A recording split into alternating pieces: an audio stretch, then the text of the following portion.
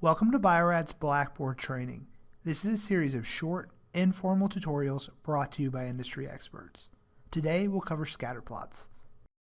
Scatterplots show the relationship between two variables by displaying the data points on a Cartesian plane. Another name for the relationship between two sets of data is correlation. First, let's take a look at the setup of a Cartesian plane. The x-axis runs horizontally, and the y-axis runs vertically. Both the x and the y-axis have numbers for what is being measured. Usually the lines start at 0 and can be divided into as many equal parts as needed. Let's take a look at a table of data and use a scatterplot to create a visual representation of this data. Let's begin by drawing the x and y-axis for the graph. Then set values for the x and the y-axis. In this example, the x values range from 0 to 10, so we can make each unit worth 1. We can do the same with the y-axis. Now let's plot our data points on the graph. X equals 2, and y equals 4. This is the intercept. Each pair contributes 1 point to the scatter plot. These points are plotted but not joined. Continue this process until you have plotted all the data pairs from the table. Now we have a scatter plot with our data points. Now that we have the data points plotted, what does it tell us about the relationship or correlation of the data? Scatter plots can tell us a number of things.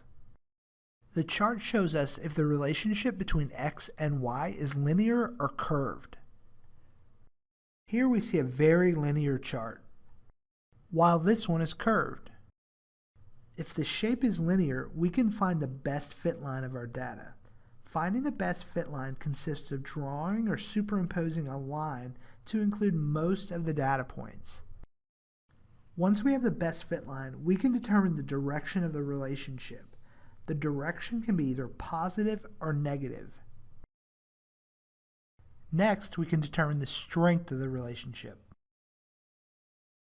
In this plot, we can see that the data points are clustered fairly tightly, whereas here, the points are much more loosely clustered.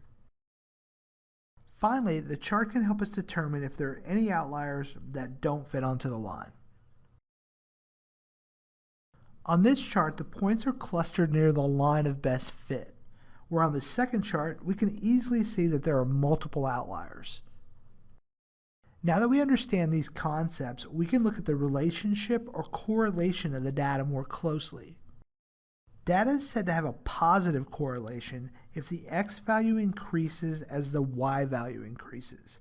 The best fit line of this data has a positive slope. Data is said to have a negative correlation if the x value increases as the y value decreases, or if the x value decreases as the y value increases. The best fit line for this data has a negative slope.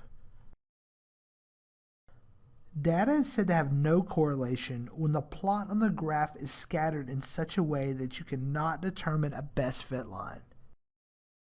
Data is said to have a constant correlation when the points on the graph create a line that has no slope. We hope you found this video informative. For all of your QC needs, visit www.qcnet.com.